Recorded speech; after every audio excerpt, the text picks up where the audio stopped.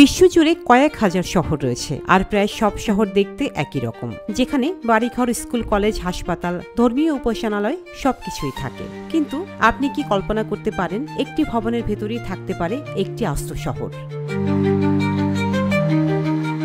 হ্যাঁ, স্কুল, হাসপাতাল, বাজার, এমনকি মেয়রের কার্যালয়ও সবকিছু এক ভবনের ভেতরেই। চলুন মার্কিন যুক্তরাষ্ট্রের আলাস্কার হুইটিয়ার শহরে, যেখানে শহর বলতে বোঝায় একটি মাত্র ভবন।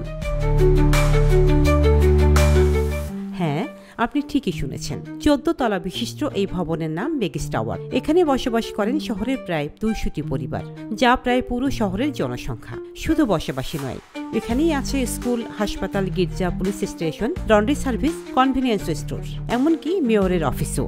যেমনটা বলা হয়, এটি একটি ভার্টিক্যাল টাউন বা উলম্ব শহর।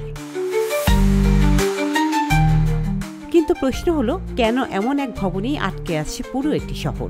এর মূল কারণ আলাস্কার ভয়াবহ আবহাওয়া। শীতকালে তাপমাত্রা নেমে আসে 21 ডিগ্রি সেলসিয়াসে, ঘন্টায় বাতাসের গতি পৌঁছায় 96 কিলোমিটার পর্যন্ত, আর তুষারপাত হয় গড়ে 6 মিটার। এমন প্রতিকূল আবহাওয়ায় বাড়ি থেকে বের হওয়া মানেই জীবনের ঝুঁকি। তাই 200-এরও বেশি মানুষ একত্রে একটি ভবনে বসবাস করেন, আর এখানেই গড়ে উঠেছে একটি স্বয়ংসম্পূর্ণ সমাজ। শহরের শিশুরাও ভবনের ভেতরে স্কুলে যায়। স্কুলে যেতে হয় না রাস্তায় বের হয়ে, কারণ ভবনটির নিচে রয়েছে আন্ডারগ্রাউন্ড টানেল, যা সরাসরি স্কুলের সঙ্গে যুক্ত। বাচ্চাদের জন্য একটি নিরাপদ ও আরামদায়ক। এই ভবনের ইতিহাসও বেশ রোমাঞ্চকর। বেগিস টাওয়ার নির্মিত হয়েছিল ঠান্ডা যুদ্ধের সময় একটি সেনা ব্যারাক হিসেবে।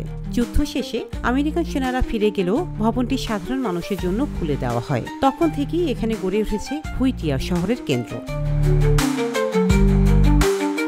এই ভবনের বাসিন্দারা একে অপরকে চেনেন, একে অপরের সঙ্গে কাজ করেন, আর একসঙ্গে জীবনযাপন করেন। এক অর্থে এটি যেন একটি সাম্প্রদায়িক প্রতিকৃতি, যারা নিজেদের মতো করে কঠিন প্রাকৃতিক পরিবেশের সঙ্গে খাপ খাইয়ে নিয়েছেন। একটি ভবনে এমন এক শহর, যেখানে মানুষ এক ছাদের নিচে জীবনযাপন করে সম্পূর্ণ নিরাপদ ও সংগঠিতভাবে। তাহলে এই ভবন কি ভবিষ্যতের শহরের মডেল হয়ে উঠতে পারে? রোজিনা রোজি, দেশকাল নিউজ।